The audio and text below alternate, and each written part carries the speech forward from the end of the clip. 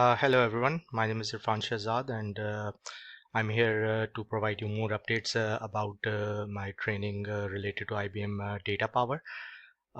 So let's get started.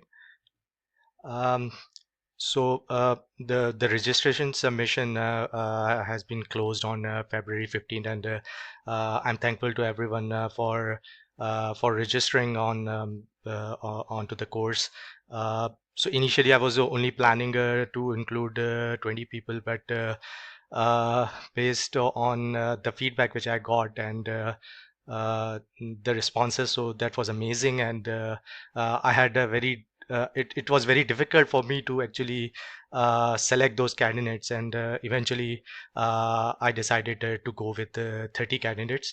So their distribution is given below. So majority of the candidates are from the subcontinent covering Pakistan and India. Remaining candidates are from there are 4 candidates from Saudi Arabia, 4 from Egypt, Canada, and USA. One thing is very surprising, and for me is even IBM employees are interested in attending this, so this is very encouraging for me. So those candidates which were selected have been notified about their collection, about their selection, and uh, uh, the next step into the training process. The training session is the first training session is scheduled for Saturday, February 22nd, where I'll be covering introduction to the IBM Data Power and the installation and implementing multi-protocol gateway. So we'll be getting started with the IBM Data Power development. Um, Another important thing is in order to get started, there are certain prerequisites. So the development environment readiness. So I've already published the document on my GitHub repository. Which I'll be showing you in a moment. So it provides you extensive steps, all the links you need in order to do the installation of the required software. Um, so one of the feedback which I got from a lot of candidates is uh, since they were missing out, so how can they can be benefited from this training? As the sessions will be recorded, and so you can and those will be shared later on, which you can go through at your own convenience. Um, so let's quickly see the document which I prepared. The training objective, what we'll be covering, and the target audience, and all those details which have been covered. Some basic introduction to the data power, along with the since we will be using the data power gateway for developer, the image which is provided by IBM for which is free of cost offering from IBM for data power. So we will be using that for this course. Uh, so I've already shared that the development environment readiness requires certain softwares to be installed. So we'll covering that in a moment. Um, uh, so this provides you all these steps, so you can go through this document. Um, so this has been published onto the GitHub repository. You can have a look at it. Um, Now let's quickly jump to the installation process. So first thing we need to do is install Git in on our development environment, so that we should be able to obtain the artifacts published on the GitHub repository. Uh, I've already shared the links based on your platform. So you have to go through the documentation and do the installation. I'll be covering the installation on Linux, Red Hat Enterprise Linux. So for me is pretty simple. So I just have to.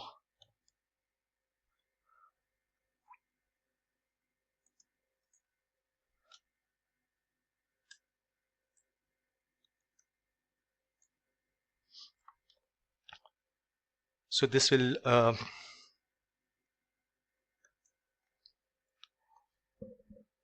install the Git all the um, dependencies for the Git.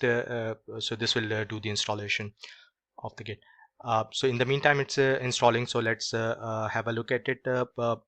So next thing what we need to do is once the Git is installed, so we need to clone this repository.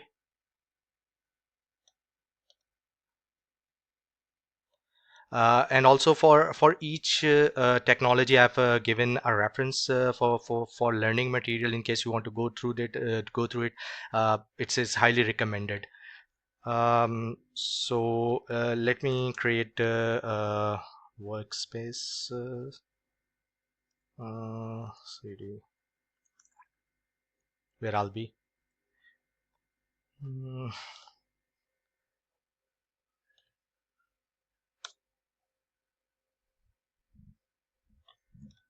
So you can see that it has downloaded the artifacts from the repository. So I'm able to communicate with GitHub now.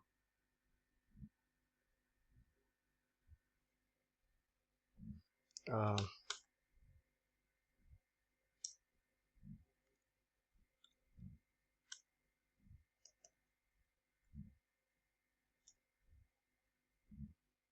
so you can see that the hands-on labs, the presentation, all those details have been checked out. So next thing is we need to do the installation of container management platform. For my case, I'll be doing the installation of the Podman. Um, So this is these are the steps which have been provided on the documentation of Podman. So I've already added these in my case, so you can even download it or you can add these into your installation manager where it will show you. Um, so let's try to install that.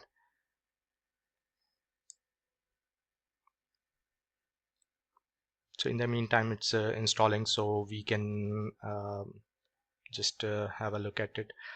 Um, so I've already shown you the documentation, website documentation providing the steps in case you are using different uh, platform like Windows or Mac. So you can get those details from there.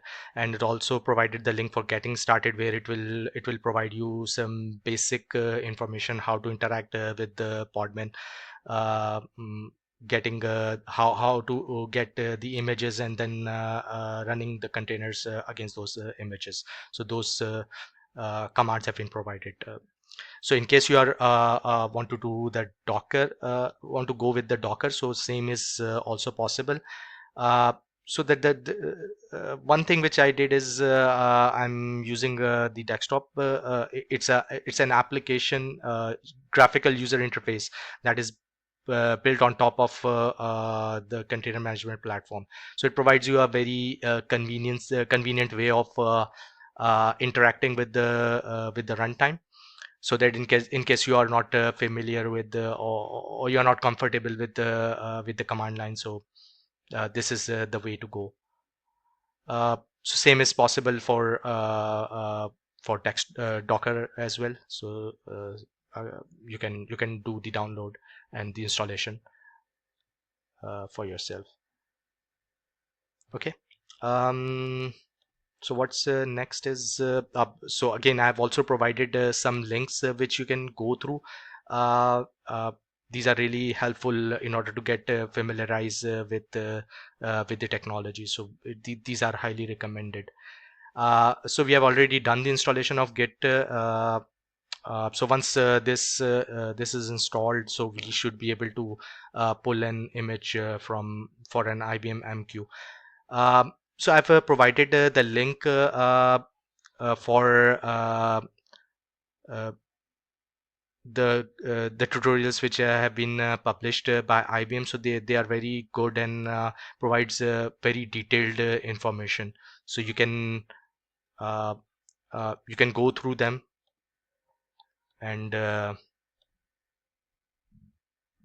it provides you all the detailed steps needed in order to do the installation uh, for the for IBM MQ server.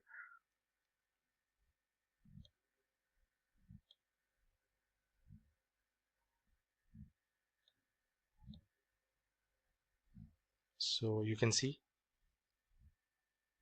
whether you want to do the installation for whether you want to go with the containerization or you want to do the native installation on your Windows or Linux platform. So it provides you all those details. uh, this is really good article to go through, so I'll not be covering that. So the links have been provided and you can. Okay, so I think it's still installing. So in the meantime, what we can do is, I think the Podman was already installed. Um, yeah, so I think we should be able to execute these. So we'll be downloading the image from IBM container registry for IBM MQ server. So here we are saying that we want the latest version. So this is going to pull that image uh, from IBM repository. So you can see that it's a huge image and it will take some time to download. So my Podman desktop is also installed, so we can run that as well. Uh, so in the meantime, it's downloading.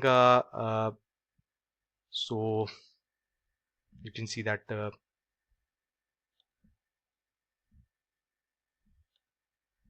so this is the Podman desktop. So it will show you once the container is once the image is downloaded. So it will start showing those images here. So let's uh, so like I said, for development purposes, we'll also be using Visual Studio Code. So I've already downloaded the binary uh, for Visual Studio Code. So let's do the installation of that as well. So it's an RPM file, so it will be so I should be able to install it.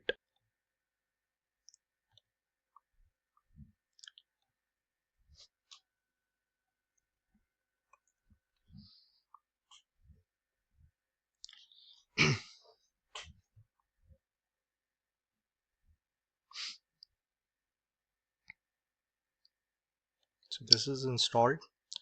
Now we should be able to open this Visual Studio Code. Mm,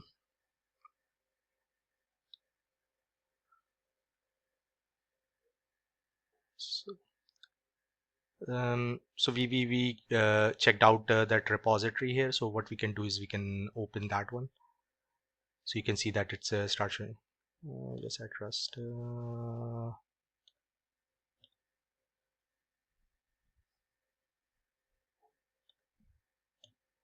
So here you can do the editing of the artifacts here. So we'll be so I'll be posting the uh, and it has this integration with the version control as well. So it's really helpful for me. Next thing is we need certain extensions to be installed. So I've also provided details for those.